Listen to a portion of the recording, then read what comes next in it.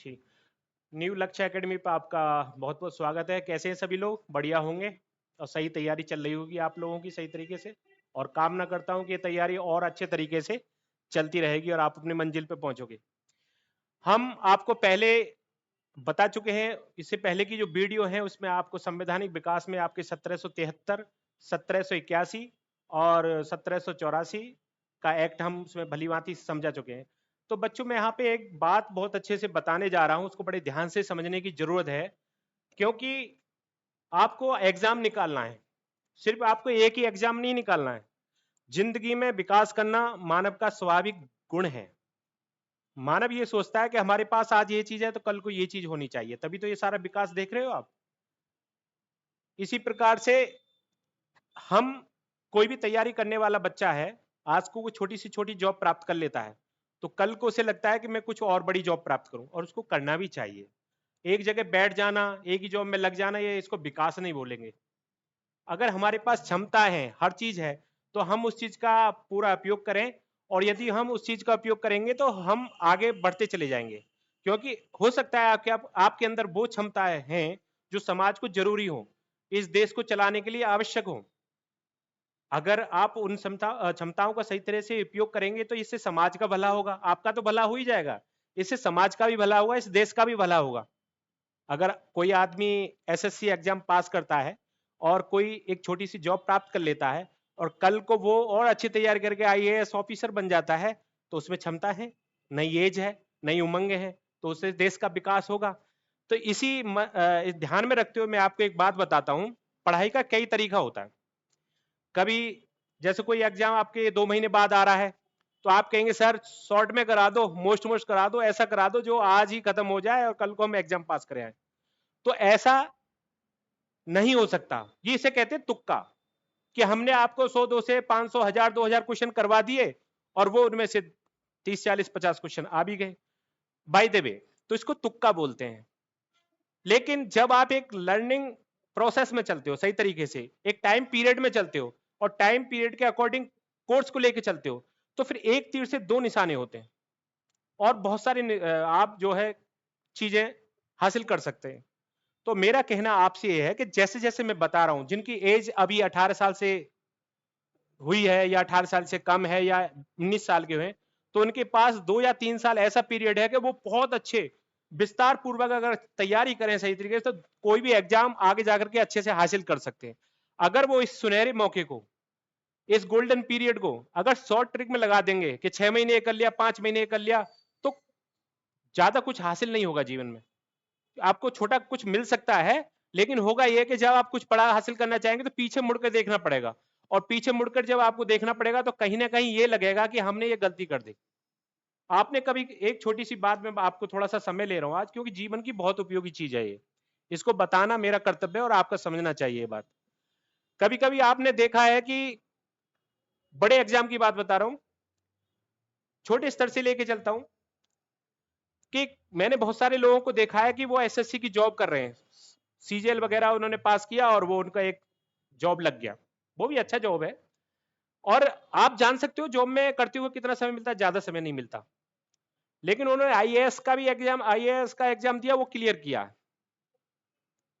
वो इसलिए क्लियर किया कि जो वो एसएससी की तैयारी कर रहे थे ना, उस समय उन्होंने तैयारी अपनी बहुत अच्छे से की थी। इसलिए जब वो ड्यूटी पे थे, अपना नौकरी कर रहे थे, तो उनको 3 या 4 घंटे का समय जो भी मिला उसमें उन्होंने अगला एग्जाम भी क्लियर कर लिया,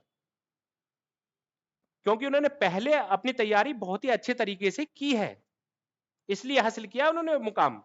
अगर वो पहले तैयारी अच्छे से नहीं कर पाते तो वो एग्जाम आगे जाकर के नहीं हो पाता। क्या हो बच्चों? चलो कोई बात नहीं। तो मैं आपको बता रहा हूं कि जैसे हमें संवैधानिक विकास को, जैसे मैंने बताया आपको कि ईस्ट इंडिया कंपनी आई, जब ईस्ट इंडिया कंपनी आई तो उसको चलाने के लिए, उसको सही तरह से रेगुलेट करने के लिए डिफरेंट डिफरेंट समय में डिफरेंट डिफरेंट एक्ट आए हैं। और वो एक्ट आए हैं, जैसे 1773 का आया, उसके बाद 1781 का आया, उसके बाद 1784 का आया, फिर 1786 का आता है, 93 का आता है, 1813 आता है, 1833 आता है, 1853 आता है, 1858 विक्टोरिया की घोषणा आती है। ऐसे करके 1947 में हमारा देश आजाद हो जाता है और उसमें तो ये पूरा फिर संविधान सभा बनती है। तो संविधान सभा में कुछ चीजें संविधान बनाने वाले को पहले से ही मिली हैं, क्योंकि जो हमारा शासन चल रहा था, अंग्रेज कुछ विधि विधान से हमारा शासन चला रहे थे। तो 1935 का एक अधिनियम आता है, उसका पूरा हिस्सा, ज्यादातर हिस्सा संविधान में यूं ही रख लिया गया है। आपको बताऊं मैं, तो इसलिए अगर हमें अपना संविधान समझना है तो उसका संविधान विकास समझना पड़ेगा, कैसे कैसे हुआ है, और उसके लिए हमें डिफरेंट डिफरेंट एक्ट समझने पड़ेंगे जो अलग अलग समय पे आए हैं। एक गुजारिश और है आपसे, जब आप पूरा सिलेबस कर रहे हैं तो उसमें आप हिस्ट्री भी पढ़ रहे होंगे, और हिस्ट्री के 3 पार्ट, प्राचीन भारत, मध्य और फिर आधुनिक। तो आधुनिक में जब आप पढ़ेंगे तो अगर इस संवैधानिक विकास को पढ़ रहे हैं तो प्लीज साथ साथ आप आधुनिक हिस्ट्री में या ईस्ट इंडिया कंपनी का जो आपके गवर्नर आते हैं ना, उनका एक पीरियड अलग है, उसमें आज आप पढ़ेंगे तो उनको आपको अलग देखेंगे। लॉर्ड क्लाइव आता है, फिर आपका कॉर्नवालिस, ये वारेन हेस्टिंग्स आ जाता है। तो इन सबको भी इसी अनुसार पढ़ते रहे, तो उससे क्या होगा, मैं आपको बात बता रहा हूं कि ये तो जो एक्ट में बता रहा हूं आपको, इसमें क्या क्या बदलाव हुए ये चीज आएगी, और उस गवर्नर जनरल ने करा क्या है, यहां पे काम कैसे किया गया, हिस्ट्री का पार्ट चला जाएगा। तो जब आप दोनों चीजों को एक साथ लेके पढ़ेंगे तो आपकी समझ क्लियर हो जाएगी। क्या हो जाएगी? समझ एकदम क्लियर हो जाएगी, और आपको पता चल जाएगा क्या है। तो मेरी गुजारिश है आपसे, ऐसे मेरा जो तजुर्बा है, अनुभव, ये आपसे कह रहा हूं कि जब आप संवैधानिक विकास को पढ़ें तो उसके साथ साथ उसी समय की हिस्ट्री भी देख लें मोटे तौर पे, तो ये चीजें आपको बहुत अच्छे से क्लियर हो जाएंगी। तो आज हम 1786 का अधिनियम बता रहे हैं। कौन सा बता रहे हैं? वो कायम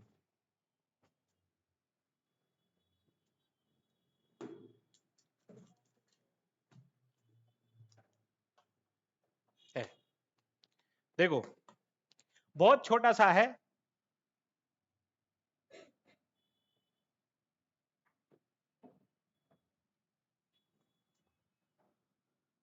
सत्रह सौ छियासी का अधिनियम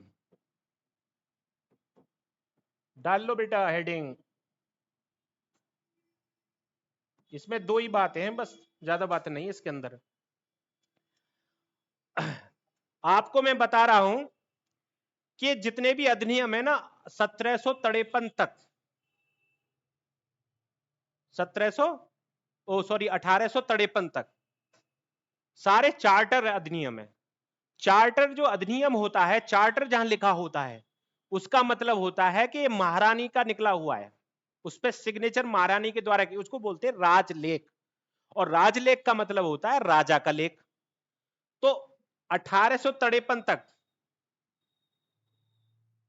सारे चार्टर होते हैं। क्या होते हैं? 1773 से शुरू होकर के 1853 तक जितने भी आपके एक्ट आएंगे उनको हम दूसरे नाम चार्टर अधिनियम बोलते हैं। तो इसको दूसरा कैसे बोल सकता हूं पता है मैं? 1786 का चार्टर अधिनियम। क्या बोल सकता हूं? 1786 का चार्टर एक्ट भी बोल सकता हूं। समझ में आ गई? कहीं ऐसा लिखा आए तो आपसे थोड़ा सा ये मत सोचना कि अलग अलग चार्टर क्या हो गया इसका मतलब। ठीक है, चार्टर का मतलब होता है राजलेख। समझ क्लियर हो गया?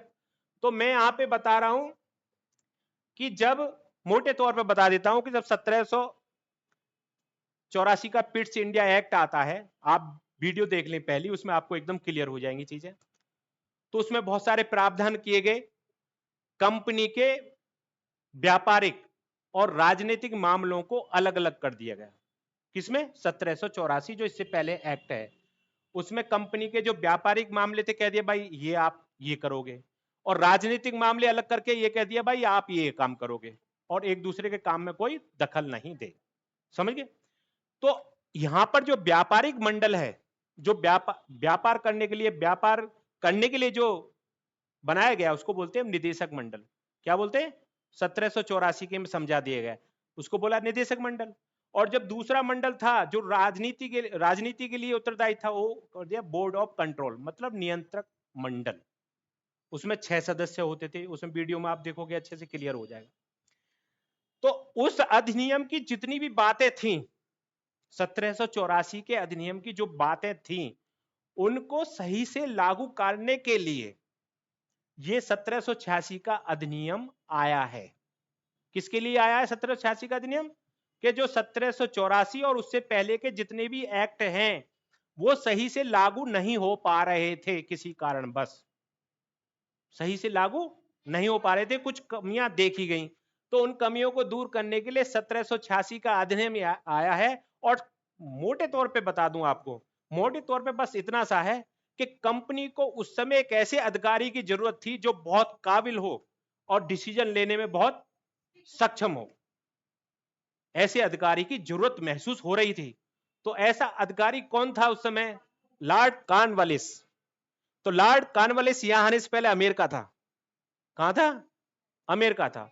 और उसके बारे में यह मशहूर था कि वो डिसीजन बहुत ही हार्ड लेता है, मतलब डिसीजन लेने में कोताही नहीं बरतता, उसको चाहे कुछ भी नुकसान उठाना पड़े वो डिसीजन लागू करके मानेगा। तो उसको लाए उठा करके यहां, तो कॉर्नवालिस ने कुछ शर्तें रख दी कि यदि मैं काम करूंगा तो मेरे पास ये चीजें होनी चाहिए। जब उसने हिंदुस्तान का ईस्ट इंडिया कंपनी का पूरा प्रोसीजर देखा, पिछला देखा, तो उसने ये मांग की कि मुझे ये अधिकार मिलने चाहिए। क्या मिलने चाहिए? मुझे ये अधिकार मिलने चाहिए, तभी मैं अच्छे से काम कर पाऊंगा। दो अधिकार उसमें सबसे ज्यादा महत्वपूर्ण है। सबसे पहला लिख लीजिए, गवर्नर जनरल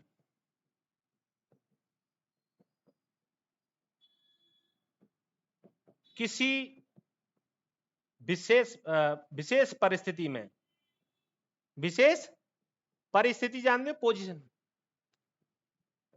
लिख लोगे बेटा हिंदी। विशेष का मतलब होता है एक यूनिक कंडीशन बन जाए। गवर्नर जनरल किसी विशेष परिस्थिति में अपनी परिषद के निर्णय को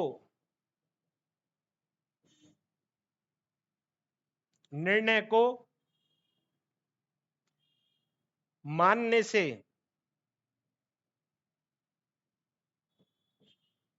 मना कर सकता था।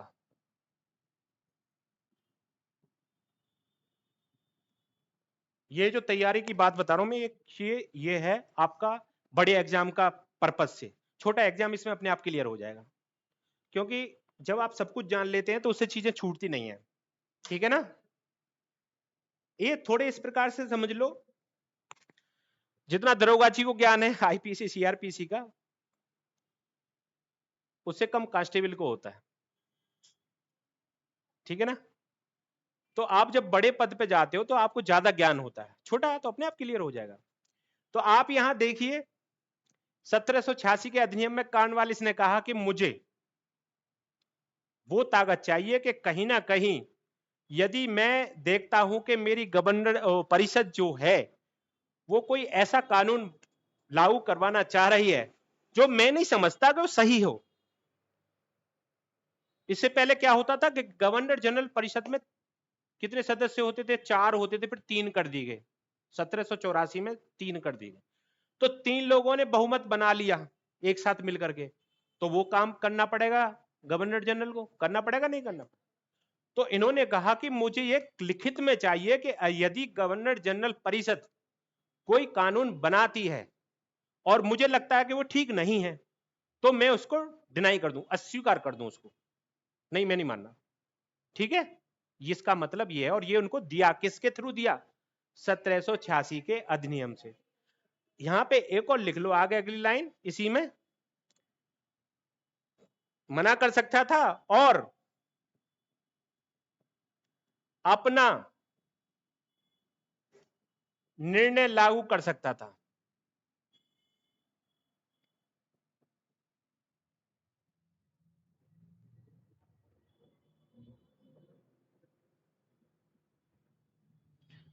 लागू कर सकता था, समझ गए ना?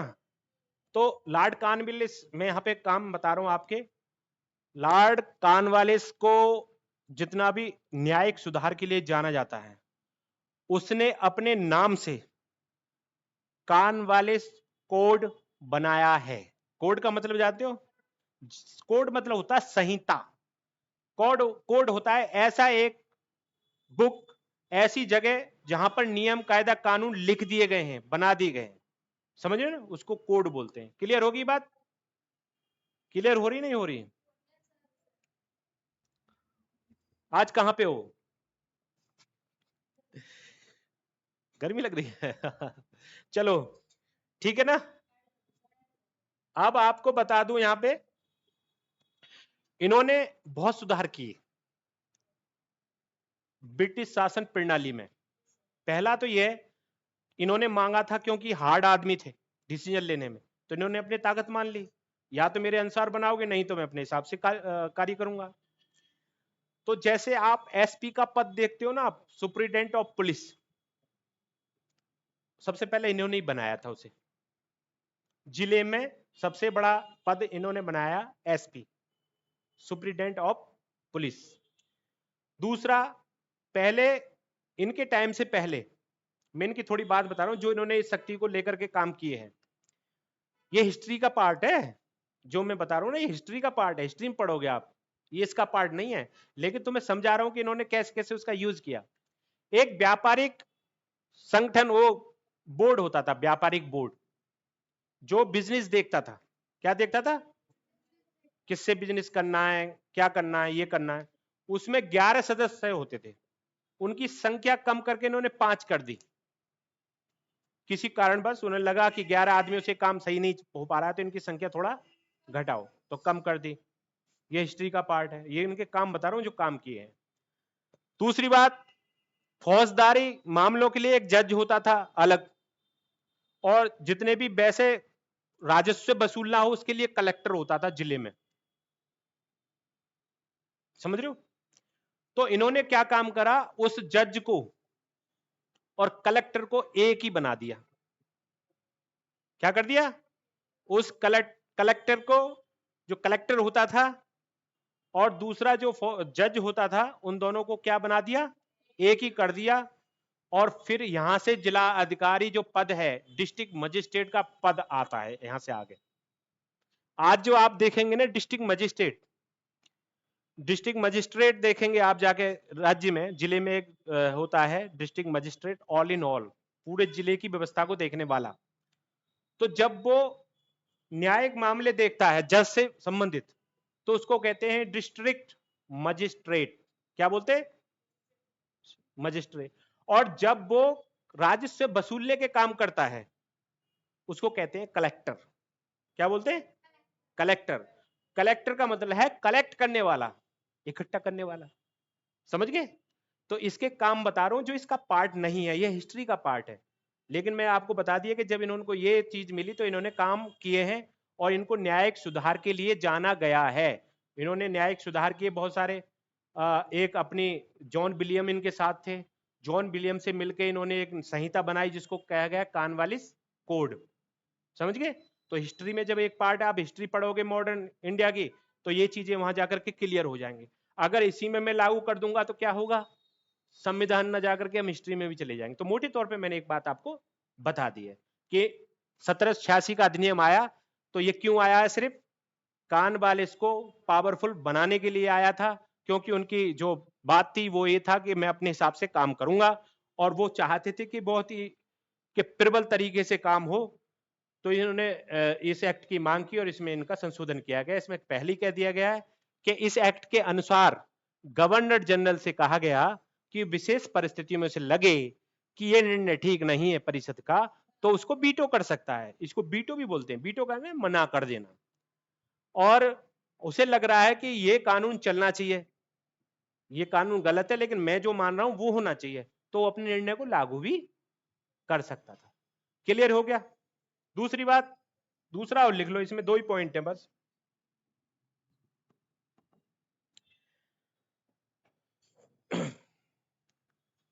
दूसरी इसकी मांग थी कॉर्नवालिस की, ये थी कि उसने कहा कि मैं सर्वोच्च हूंगा सेना के मामले में। क्या हूंगा? सर्वोच्च।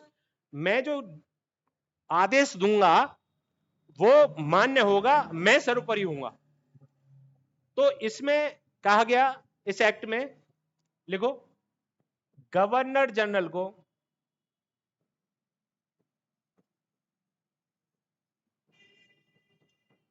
प्रधान सेनापति बनाया गया।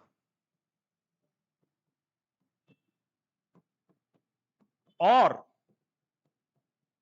प्रधान सेनापति,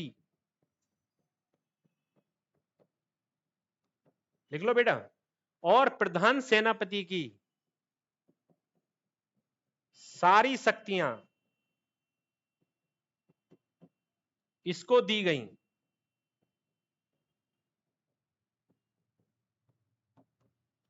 क्लियर हो गया? प्रधान सेनापति, जैसे हमारे यहां प्रधान सेनापति कौन होता है पता? आर्मी, एयरफोर्स, नेवी का प्रेसिडेंट, राष्ट्रपति। इसी प्रकार से ये प्रधान सेनापति होगा, जितनी भी फोर्स थी उसका सर्वे सर्वा कौन हो गया? Governor general. लिखा है ना, गवर्नर जनरल को प्रधान सेनापति बनाया गया। मैं बोल रहा हूं, अगर आपको थोड़े से मिस्टेक हो रही है, पढ़ने में दिक्कत हो रही है, तो मैं बोल रहा हूं बार बार, इस चीज को सुनो, मेरी बात ध्यान मुझ पे दो। गवर्नर जनरल को प्रधान सेनापति बनाया गया और प्रधान सेनापति की सारी शक्तियां उसको दी गई या इसको दी गई। समझ में आया? क्लियर? और इसमें अगली लाइन और ऐड कर लीजिए, इस प्रकार की शक्ति प्राप्त करने वाला, इस प्रकार की शक्ति प्राप्त करने वाला पहला गवर्नर जनरल लॉर्ड कॉर्नवालिस था।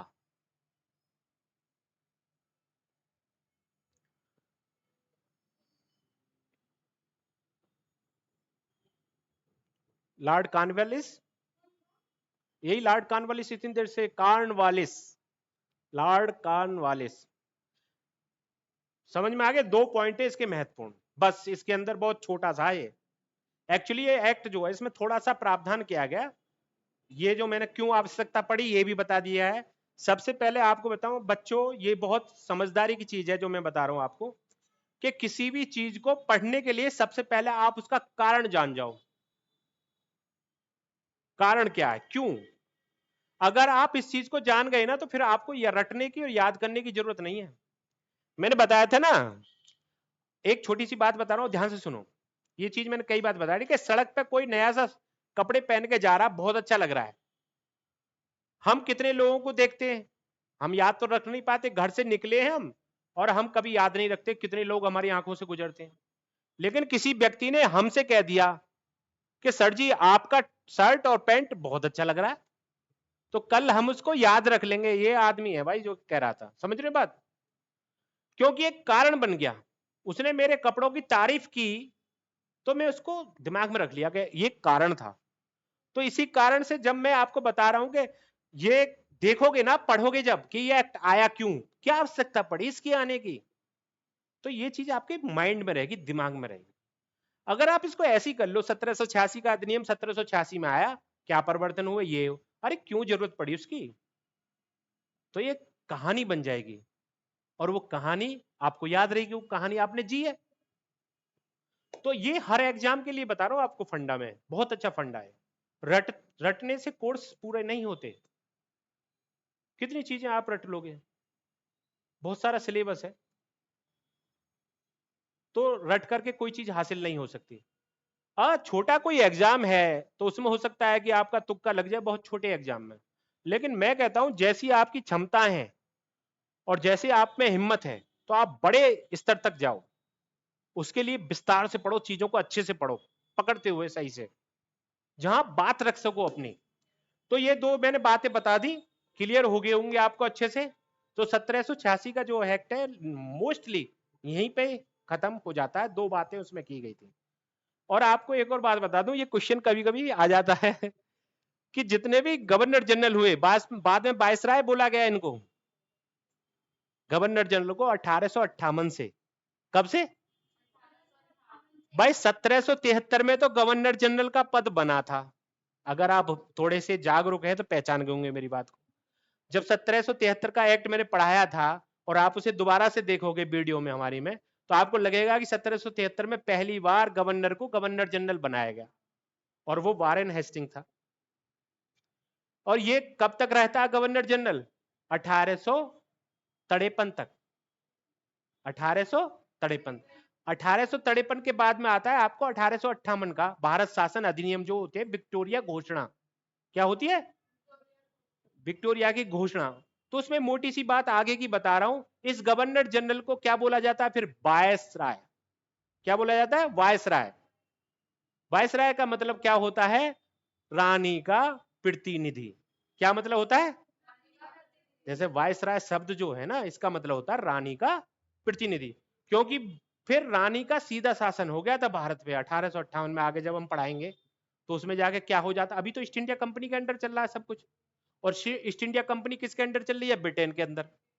लेकिन बाद में जाके ईस्ट इंडिया कंपनी को हटा दिया जाता है अलग बिल्कुल, और शासन किसके नाम से किया जाता है फिर? महारानी के नाम से। इसलिए गवर्नर जनरल को क्या कहा जाता है फिर? वायसराय। और वायसराय का मतलब जान गए अब? वायसराय का मतलब होता है रानी का प्रतिनिधि है ये यहाँ पे जो काम कर रहा है। महाराज राजा तो महारानी है। तो ऐसे चीजें होती हैं, चीजें क्लियर हो जाती हैं, समझ में आ जाती हैं, और आपका काम। अरे पढ़ाई करना इतना कठिन थोड़ी ना है। दुनिया का सबसे आसान काम, सबसे आसान काम कोई है तो वो अध्ययन करना है। मैं इसे दावे के साथ कहता हूं। ऐसा क्यों है? क्यों? इसमें कोई शारीरिक परिश्रम नहीं, दिमाग का है। और दिमाग सबसे ज्यादा जोर कौन डालेगा? जो सही से नहीं समझेगा। अगर चीजें समझ में आ जाती हैं तो वो काम आपके लिए आसान हो जाता है। जैसे आप ये समझ लिए कि 2 का पहाड़ा आसान हो गया तो आपके लिए आसान है। लेकिन जब आपने कभी 2 का पहाड़ा सीखा होगा तो उस पर मुश्किल हुई होगी, नहीं हुई होगी? इसी प्रकार से जब हम आगे चले जाते तो बड़ा सीख जाते हैं। तो मेरा कहने का मतलब है कि जब आप चीजों को समझोगे तो चीजें सारी क्लियर होती चली जाती हैं। ठीक है ना? तो ये आज का इतना ही, क्योंकि मैं आपको इतना ही लेके चल रहा हूं जितना आपको पता चल जाए। बाय द वे हमारा थोड़ा एसी दोनों खराब हो चुके हैं, तो थोड़ा इनको रिपेयर कराना है। तो आगे से लंबा वीडियो आपके लिए और बनाएंगे। ठीक है? तब तक के लिए जय हिंद।